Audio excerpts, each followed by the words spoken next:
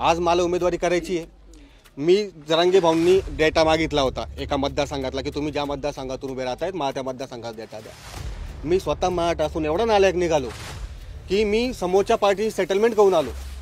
मला 50-1 लाख रुपये लागतील, मी जरांगे भाऊंकडे तिकीट घेऊन येतो, मी मराठ्यांची इथले मतं खातो आणि मला उभं करा। जरांगे पाटलांच्या कानावरती आलं नसेल काही, बरोबर तशी संख्या खूप होती। मग समाज फुटताना दिसतोय जरांगे भाऊंना, तर जरांगे भाऊ कशाला उमेदवारी देतील, बरोबर। जरांगे भाऊंनी अख्ख्या समाजाची नामुष्की एकट्या स्वतःवरती ओढून घेतली, हे लोकांना कळलं नाही। जरांगे भाऊंनी अख्ख्या इतर समाजाची नामुष्की स्वतःवरती ओढून घेतली। आजही जरांगे भाऊंचे कितीतरी घाणघाण फोटो सोशल मीडियावरती येत आहेत, परिवाराचे फोटो सोशल मीडियावरती येत आहेत। समाज फक्त याला त्याला व्हायरल लिंक पाठवतो, दादा याच्यावरती कारवाई करा, दादा त्याच्यावरती कारवाई करा। हेच मोठ झालं। माझ्यासारखे ना की मी होतो त्याच्यात उमेदवार मध्ये, पण मला उमेदवारी दिली नाही तरी मी आलेलो आहे। तर तसे बी नाही, त्यातले बी 1% नाही आले ज्यांनी निव्वळ फक्त त्या आंदोलनामध्ये फक्त उमेदवारी किंवा राजकीय। आवळे पाटील सारखे आजही अनेक बांधव जरांगे भाऊंच्या सोबत आहेत, ज्यांना स्वार्थ साधून यायचा होता। आता असं अनेक गोष्टी झाल्या, जसं तुम्ही विचारलं स्वतःला कारवाई करता येत नाही, तुला दिसती ना लिंक, जा ना पोलीस स्टेशनमध्ये जाऊन बस, अर्धा 1-1 तास, दिवसभर बस। नाही पोलिसांनी ऐकलं तर आम्ही कशाला आहे मग इथं कायदेशीर लढायला? केस होईलच ना, तिथं गुन्हा दाखल करूनच घ्यावा लागेल, कारण तिथं सामाजिक तेढचा गुन्हा होतोय, 2 समाजात तेढ निर्माण होतोय, दखलपात्र गुन्हे आहेत ते आणि अजामीन पात्र गुन्हे आहेत। डायरेक्ट उचलून पोलीस स्टेशनमध्ये ठेवतील पोलिस, पण आपण करतच नाही। आपण फक्त सोशल मीडियावरती बॉम्बा मारतो, याला हे बोललं त्याला ते बोललं। आणि मी पूर्ण मराठा समाजाला एक विनंती करेल, सोशल मीडियावरती बोला, आवाज उठवा, काही नाही, आम्ही तुमच्या सोबतच असू, पण ॲक्च्युअल तुमची गरज ह्या इथं अंतरवली सराटीत आहे। आपला तिथं तो माणूस, आपला बांधव, तो जरांगे भाऊ तिथं उपोषणाला आता पुन्हा बसलेत। तुम्हाला त्यांची हालत, हावळे पाटीलांना विचारा कशी आहे त्यांची हालत, पण सोशल मीडियावरती बोलाच, पण इथे पण या। आणि अशा त्या बांधवांना पण विनंती करतो, काही सोशल मीडियावरती समर्थक दाखवतात, जरांगे भाऊंचे समर्थक, जे राजकारण चालतं, IT सेल आम्हीही चालवतो, राजकारण दाखवतात की बाबा आम्ही जरांगे भाऊंचे समर्थक आहेत, आणि इतरांना अक्षरशः खालच्या पातळी शिव्या देतात। समोरच्याला काय वाटेल, हे जरांगेंचे कार्यकर्ते आहेत, हे शिवीगाळ करतात। हां, आणि हे जनतेला कळत नाही, स्क्रीनशॉट मीडियावरती येतात, मीडिया व्हायरल करते। आता ते बारसकरला कोणत्याही शिव्या घातल्या, हाकेला कोणत्याही शिव्या घातल्या। आता मला सांगा, इथं ह्या बाबांना मी सांगितलं, बाबा मला कॉल करा आणि शिव्या घाला, काय पुरावा? हाकेने कंप्लेंट केली का त्याच्याबद्दल? केस केली का? मग का केस केली नाही? बारसकरची गाडी जाळली, काय सांगता येतं? रात्री पेट्रोल त्यांनी जाळली असेल, मीडियामध्ये यायचंय ना। आणि तुम्हालाही सांगतो, हा सगळा जो खेळ चालतो ना यांचा, हाकेंचा असेल, बाळसकरचा असेल किंवा इतर कोणाचाही असेल, जे फेसबुक YouTube इकडून तिकडून तो पैसा मिळतो ना, आणि फॉलोअर्स वाढतात, आणि फॉलोअर्सकडनं देणगी वाढते, बरोबर। आजही हाकेंवरती एक आरोप लावतो मी, इथून का बरं उठून गेले ते? जेव्हा प्रतिउपोषण चालू होतं, भांडणं कोणत्या पैशाहून झाले होते एकदा विचारा। त्याच्यानंतर इकडच्याच एका हॉटेलमध्ये वाल्मिकी सोबत रात्री जेवण करत होते, उपोषण चालू असताना, तुमच्याच मीडिया समोर तो माणूस उपोषण चालू असताना पाणी पितोय, आणि तरी तुम्ही प्रॉपरली त्याचं पूर्ण हे करत नाही, याला उपोषण म्हणतात। आणि मीडिया समोर उत्तर देताना जसं 1 to 1 डिबेट चालते, जरांगे भाऊ प्रत्येक मीडिया समोर शांततेने बोलतात, बरोबर।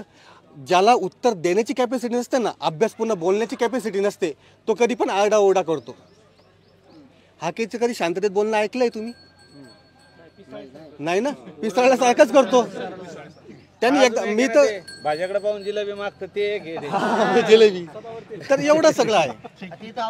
नाही, आणि मी एक सांगू इच्छितो, जे उमेदवारांचं काय म्हणते ना स्वप्न भंगलं असं त्यांना वाटत असेल, तर त्यांना एक विनंती आहे, तुम्ही सगळे नाराज जे आहेत तुम्हाला हात जोडून पाया पडून आम्ही सगळी इथून विनंती करतो। आता मिनी विधानसभा आलेली आहे, त्यावेळेसची परिस्थिती आपला तेवढी तयारी झालेली नव्हती। आता मिनी विधानसभा आहे, जिल्हा परिषद, पंचायत समिती आहे, नगर परिषद आहे, ग्रामपंचायती आहे आपल्याकडं। आणि अजून या 5 वर्षात जर आपण योग्य तयारी केली तर येणारं सरकार म्हणजे 288 पैकी आपण जे छाती ठोकपणे म्हणत होतो, जसं यांनी सांगितलं 288 पैकी एका ठिकाणी जसं एका गाडीत 5 जण आले तर 5च्या 5 मी आमदार होऊ शकतो या भावनेत होते, त्यातला मी बी होतो।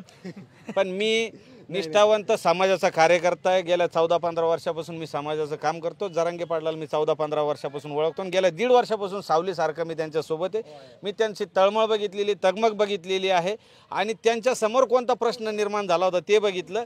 आपल्यात फूट पडून आपलेच तंगडे ओढून मराठा समाजाची न भरपाई होणारी हानी झाली असती. आज आपण बघू शकतोय हजारोंच्या संख्येने इथं गाड्या येतात, कारण त्यांना विश्वास आहे जरांगे पाटलावरती. राजकारण म्हणून या ठिकाणी एकही तुम्हाला ग्रामपंचायत सदस्य व्हायसाठी आलेलं दिसणार नाही. यांना माहिती आहे की आपल्याला जरांगे पाटीलच आरक्षण देऊ शकतात आणि मराठ्यांना जरांगे पाटलाशिवाय वाली कोणी नाही. एवढे आता आपण सांगितलं की 140-150 मराठ्याचे आमदार आता सध्या विधानसभेत गेले. जरी युतीचं सरकार आलंय तरी मराठ्यांचा कोणी वाली नाही. संतोष देशमुख प्रकरण झालं, आम्हाला जातीवादी म्हणते. संतोष देशमुखचं प्रकरण झालं, 1 किंवा 2 मराठ्याचे आमदार सोडले तर कोणीच त्या मोर्चात आलेले नाही. त्याच्यामुळं आपले बी असले तर त्याच्यामुळे म्हणतो आम्ही राजकारणातलं आरक्षण आमचं काढून जरी घेतलं चालणं, आम्हाला शिक्षणात नोकरी द्या, हे सगळे तुम्ही घ्या. आम्ही कोणाचे फोटो लावलं, कोणाचं सरकार आलं तरी आम्हाला चालतं ना. आता पूर्ण बहुमतानं देवेंद्रजीचं सरकार आलेलं आहे. आम्ही तुम्हाला विरोध करत नाही साहेब. हे तुमचे जे रोजाने लावलेले काही येते आणि तुमचं गुणगान गाते ते यांना आवरायचं सांगा. प्रति आंदोलन करू देऊ नका. ते भाज्याकडे पाहून जिलेबी मागतं ते एक आहे आणि एक ते वडापाव चोर ते बी आहे. तर ते सगळे आता उघडे पडले. यांनी व्यवस्थित स्पष्टीकरण दिलेलं आहे. मराठ्यांनो काय आमच्याकडून चुका झाल्या असतील आम्ही पदरात घेऊन टाकतो. आमच्या चुका ज्या झाल्या असतील आम्ही हात जोडून विनंती करतो. हे सर्वसामान्य मराठी आपल्याकडे सगळ्यांकडे आस लावून बसलेले, यांचं स्वप्न, यांचे पोरं शिक्षणात नोकरीत आपल्याला घालायचे, आपली पिढी घडवायची. त्यामुळं हेवेदावे सोडा, राजकारणाचे हेवेदावे सोडा आणि सगळ्यांनी फक्त मराठा जातीच्या अस्तित्वावर प्रश्न आलेला आहे. जर मराठा हरला तर हे आंदोलन हरलं. त्यामुळं असं आंदोलन पुन्हा 50 वर्ष मागं झालेलं नाही आणि येणाऱ्या 50 वर्षात होणार नाही. स्वर्गवासी अण्णासाहेब पाटलांनी असं आंदोलन उभं केलं होतं, अखिल भारतीय मराठा महासंघाच्या माध्यमातून उभं केलं होतं. पण मराठा आरक्षणाला बळीचा शाप लागलेला आहे. स्वर्गवासी अण्णासाहेब पाटील गेले, अण्णासाहेब जावळे पाटील गेले, देवीदासजी वडजे गेले, विनायकजी मेटे गेले, काकासाहेब शिंदेसारखे शेकडो तरुण हे आपले गेलेले रोज आत्महत्या होते. त्यांच्या लेकरा बाळाकडे पहा, त्यांच्याकडे बघून आपल्या येणाऱ्या आत्महत्या थांबवा, नैराश्यातून पुरं बाहेर काढायचे. त्यामुळं जातीसाठी एक व्हा आणि जसा तुमच्यापर्यंत हा व्हिडिओ आला ताबडतोब सगळ्यांना शेअर करा आणि सगळेजण आंतरवाली सराटीकडे सगळे सोयऱ्यांसह मित्रपरिवारासह आणि 18 पगड जातीच्या समाज बांधवाला घेऊन आंतरवाली सराटीकडे या, एवढीच विनंती करतो. आणि मीडियाला अजून एक विनंती आहे, SCBCचं सत्य जेवढं जनतेपर्यंत समाजापर्यंत पोहोचवता येईल तेवढं फक्त पोहोचवा की ॲक्च्युअल SCBC मध्ये काय फायदा झाला आहे किंवा काय तोटा झालेला आहे. बस एवढं. धन्यवाद.